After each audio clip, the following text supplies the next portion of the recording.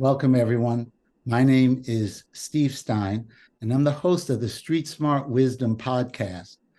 Also the founder of Better Listen, audio publishing company, and Wisdom Feed. And I've been doing this audio media stuff for many years, and had the good fortune to work with Dan back in the day, back in New York City. And so here we are for the StreetSmart Wisdom Podcast, and the topic for today, the first half, we're going to cut this into two discrete parts. The first part is 25 years of research and emotional intelligence. Not that he needs an introduction, but I'd like to introduce Dan Goleman, best-selling author of Emotional Intelligence, and really just has been ahead of his time from day one. So, and here we are today in this time. And welcome, Dan. Great to have you here. Thank you, Steve. It's always a pleasure to be with you. Thank you. When I reached out to Dan recently, we talked about, I was like, well, what do you want to talk about? So a couple of things came up, and what Dan told me, he's been doing this emotional intelligence for a while now, and he's been researching for 25 years emotional intelligence. So does your new book that you're working on, does it have a name yet? The book is called Optimal. It'll be out in January. Pre-orders probably this fall. And Optimal argues that to have a really good day, a day when you're productive, a day when you feel good, a day when you connect, a day when you're productive by whatever metric matters for what you do, it takes a certain inner state, and that state is optimized by emotional intelligence. What's emotional intelligence, you might ask? It's self-awareness. It's knowing what you're feeling and why you're feeling it and how it shapes your perceptions, for example, or your actions. Being able to manage your emotions, particularly the disruptive ones. Being able to marshal a positive outlook. Being able to empathize, tune into other people and know how they're feeling and caring about them, and putting that all together to handle good relationships. So, Steve, for 25 years, I was co-director of an outfit called the Consortium for Research on Emotional Intelligence in Organizations. And we've been not just having members who do research, but monitoring all the research. And we bring it together. My co-author, Carrie Chernus, was co-director with me of that. So we are happy to say that after 25 years, it looks like it was a good bet. When I wrote the book, 95, Emotional Intelligence, you know, there was an article by Peter Salovey. He was the first to come up with the idea. He and Jack Mayer. Now Peter's the president of Yale University, and I think it's in part because he has a lot of emotional intelligence. But anyway, back then when I wrote the book, it was all kind of hypothetical. It was like, it sounds good, it feels good, feels right, but we didn't have the data. Now we have the data too. And we are able to talk about not just how this helps you individually, but how it can help organizations maximize individual emotional intelligence, team emotional intelligence. It operates at the group level, and to encourage it throughout the whole organization. So that's what the book is about. Wow, incredible. So it's amazing the themes that kind of run through the self-improvement movement, the human potential movement. So right out of college, I started recording at a place called the New York Open Center. And it's a story I keep telling. One of the first audiobooks that I published was with Robert Bly, and I edited it on reel-to-reel with a razor blade. That's how non-analog, you know, that's how far back this all kind of goes. And I think, you know, one thing is that I find very interesting, everyone intuitively knows if I'm relaxed, I'm going to have a better day. You know, if I'm feeling, you know, um, if you go to a day at the beach, you relax, or if you meditate, or if you do yoga, the intuitive part is there. But now, and it started with yoga was once strange, then mindfulness was once, meditation was once Right. strange. But what's amazing about you, Dan, is you kind of created your own genre. Like, how did that happen? Was it like in the shower and emotional smartness? No, emotion.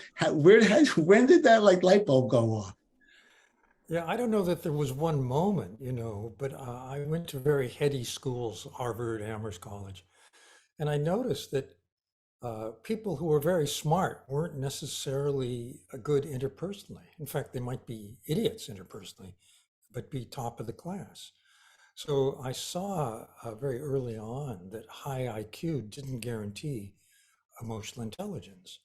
And when Peter wrote his article suggesting there was such a thing as emotional intelligence, that probably was the flashbulb moment for me, that I saw, oh, there's a whole other way of thinking about what it means to be smart. There's a different way to be smart. High IQ didn't guarantee. The emotional intelligence phrase turned into like a movement. Yeah, several things happened. One was that the Harvard Business Review did an article called "What Makes a Leader." I wrote the article, and it became their most requested reprint in the history of the review. And then they started doing more and more about emotional intelligence. Pre-COVID, I don't know about now, but pre-COVID, if you went to an airport, there'd be a rack of books from a Harvard Business Review press, different angles on emotional intelligence. And at the same time, it became a kind of mini industry in consulting. Many people came up with their own models of emotional intelligence, their own test of emotional intelligence. So it became a kind of a movement. Now, 25 years later, you have to look in the DNA of companies and organizations to find any of the original language. It's hidden, but it's not that deeply hidden. But different places, different organizations, different cultures call it by different names, but it's basically the same thing. Now, did you have a did you have did you hold on one second, what's going on? Did you have an impetus to put it in the business space, or did it just kind of organically lend itself to the workplace? So I didn't have business in mind when I wrote the book Emotional Intelligence. I had everybody in mind. It's become a big movement in schools, which I'm not surprised by, I'm pleased by, but it's also to my amazement. I had a little chapter called Managing with Heart about emotional intelligence in the workplace. And that led to all kinds of invitations from businesses and other organizations to talk about emotional intelligence in leadership because people knew it was true intuitively, but they'd never had it framed for them that way. And then it really took off. Now, was there any of the research that was, well, out of the 25 years of research, were there any surprises or anomalies Well, besides what you kind of expected? one thing happened. I've refined my own thinking so that I look at what are called competencies, which are specific abilities that make someone outstanding at work. The competencies are things like a drive to achieve, or being optimistic no matter what happens, having a positive outlook, um, being empathic. And there are good measures of each of those. And so my model now is more detailed. I talk about 12 particular competencies that nest within those original 4 parts: self-awareness, self-management, empathy, and social skill. That's one change over 25 years. I've also learned more about the brain science behind it. I used to talk about amygdala hijacks, but the amygdala uh, isn't only for negative emotions. It is our radar for threat, but It also activates, when you see that person you have a crush on in positive moments too. So it's part of what's called the salience network, where we should put our attention.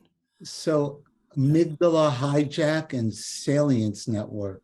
Now, isn't there like a negative bias for thoughts, just kind of implicit in survival? So is that part of the self-management aspect of it? Well, Trying to be positive? here's the problem with maintaining a positive outlook is that the brain is designed in evolution to help us survive. And that means that we want to remember most powerfully things that might be threats to survival. So that's the source of what you call the negativity bias.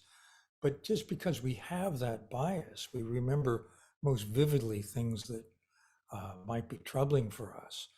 We still have a spectrum where we can be positive. And actually, the way people measure resilience in a lab is how quickly you recover from the peak of a negative emotion and get back to positive. Interesting. So, so this is kind of brought to us by Wisdom Feed, which is a new Wisdom Feed Plus, which is a new community that we're building. And, we're taking ancient ideas down to street level. I'm a New Yorker, so I always think about, well, what's practical? What can how can it help the average person? And I always have that voice. Well, if I told my friends from Brooklyn, chakra, they're going to roll their eyes. It's not happening. Or is there some tool in the middle of a day that you can do to kind Sure. of get back on track? There's a quick breath control that you can do that has been proven to shift you from what's called the sympathetic nervous system. That's when your hijack is happening, to parasympathetic. That's when you're relaxed. And it's simple. It's used by armed forces, by special forces, when they're about to go into a big operation. You breathe in as deeply as you can. You hold it for as long as you can, and then you breathe out for as long as you can. You do that 6 to 9 times, and it shifts your metabolism to a relaxed state. If you want to shift your metabolism in a more lasting way, I know you do work with John Kabat-Zinn on mindfulness, that kind of meditation, meditating on your breath. It's very simple. You don't try to control your breath, you just pay attention to it. And you do that. And if you do that daily, it's like working out daily. It builds muscle. Doing a daily meditation builds the ability to be resilient, to snap back from being upset.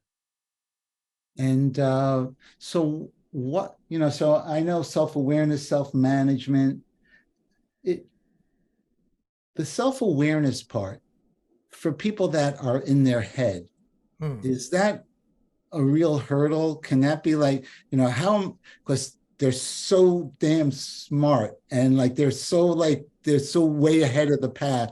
Sure. But how don't you have to breathe? Isn't there some kind of tool to kind of get present, to even know where you are or where you're not?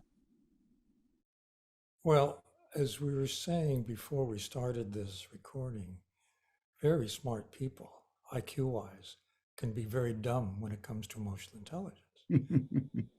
And so I think the first part of self awareness is being aware that there is such a thing as being able to tune into your emotions, being able to manage them. And then there's the question of how do you do it in the moment? You talked about, and mindfulness, for example, is a very powerful way. You remind yourself, I'm getting upset now. By the way, that reminds me, my wife and I, on September 30th and October 1st, we're going to do a workshop in Irvington at the Align Center on exactly this, how to deal with the ways that you typically get triggered and get upset the most, and what upsets you the most often in your personal relationships, and then how to recover, what to do about that.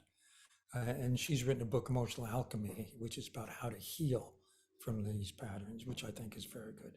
I actually find it more helpful than emotional intelligence. But So what makes it more helpful, or what makes it special? what's helpful is that and in the workshop, we'll go over this at the Align Center on September 29th, where you look at your typical patterns, and everybody has a different set of patterns, but maybe you feel nobody cares about you, or that you always have to be the one to please everybody else. These are familiar emotional habits. You don't even think about them, but they run you, they control you, and they all have downsides. So she has a way to become more aware of them. And then once you're aware of them, to do something about them, to stop, to pause, to change, to find a better way to react. Got it. I remember I recorded, it was you, your wife, and Mark Epstein did a pro on coping with stress back in the Open Center 140 years ago, maybe 35 years ago. So long Time ago, yeah. But that sounds like similar work, though. It was like the big, it's an extension. It relates for sure. Because once you find you're caught in a pattern, then the question is how to get out of it. And relaxing and seeing what's going on is really helpful there. Yeah. Right. And that's the self-awareness part. Another thing that we spoke about, you have a new online course, or it looks like it's a series of courses, or is it the same course, but they're for professionals and lay people? There are different levels. It's a Daniel Goleman Emotional Intelligence online course, and it helps you go deeply into each of the competencies of emotional intelligence and learn more about them and see how they can work into your day, into your workplace. And we have it in Spanish now. And also we have a level for coaches, which adds other material. But it turns out that the topic that coaches are asked for help on most often is emotional intelligence. People want to get better, whether it's an executive or just people in their lives. These are the elements that make life go more easily. So, kind of a random question. Emotional intelligence is fill in the blank. Say it again. Emotional intelligence. Help me finish this sentence. Emotional intelligence is. No, Yeah. I mean, that sentence can be ended in infinite ways. Give me top three. One is, what is emotional intelligence? It is self-awareness, self-management, empathy, and social skill. Love that. Another is, this is the skill set that helps you as a leader or as a team member or at work more than any other skill set, because technical skills, cognitive abilities are now taken for granted. These are the skills that discriminate the best people from the mediocre. And a third way to finish that sentence might be, and by the way, in your closest relationships with your partner, you want to be able to bring this skill set because it's going to make things go well. And I'm looking at your site now. So it's Daniel Goleman Emotional Intelligence. That's where you have a lot of your current info. And if anyone has any questions, they could put it in the chat, or if you're watching online, you could type it in. We'll try to get to them. And also, Steve, if I could mention, Yeah, of course. A lot of my material is on my LinkedIn site. I have I think 5 million followers or something on LinkedIn, but I also do a LinkedIn newsletter every month where I bring the latest on emotional intelligence to readers, and there are about a couple million people there. I don't know if any of your listeners are on LinkedIn or want to get Everyone's on LinkedIn, sure. Most people, everyone. It's fine. Well, yeah. About emotional intelligence, you're welcome to get the newsletter. It's free. So, okay, I'm going to date ourselves. So I remember when out of college, footnote, my son is a junior in UMass Amherst, across from Amherst. So Yeah. we go up there a lot. Sure. But when I was just out of college, I started doing all these recordings. And I remember I recorded you a number of times. And I think it was Tuesdays, you had the articles in the New York Times. You were the science writer for the New York Times. And did any of that kind of lead you down the road to this in some way? Definitely. So I was a science journalist at the New York Times for 12 years. And during that time, my job was essentially to read academic journals, find what was new and interesting to readers of the Times, and write an article about it. So one of those articles was Peter Salovey and Jack Mayer's There you on go. emotional intelligence. But later, there was a horrible shooting. This was way before the days of routine shootings in schools. It was shocking. There was a killing in a public school in New York, and I wrote about what was called emotional literacy. And then in the book, which I did in '95, while still at the Times, I wrote about some pilot emotional intelligence programs. One was it had been developed at Yale for the New Haven public schools, and another was the emotional literacy program in New York and some other schools around the country. So that was a way in which my job at the Times helped me think about emotional intelligence, which to my surprise became a huge bestseller. And then that kind of took off as a career in itself. But the first article was emotional literacy. My article in the Times was on the schools, programs for this at the schools, which have now spread globally. The idea is to help kids learn more systematically these elements of emotional intelligence rather than sporadically or idiosyncratically, which is the way it is for most kids. You know, you learn it in life. You don't learn it in school unless you're lucky enough to have a school that teaches it. Now, this is so how much can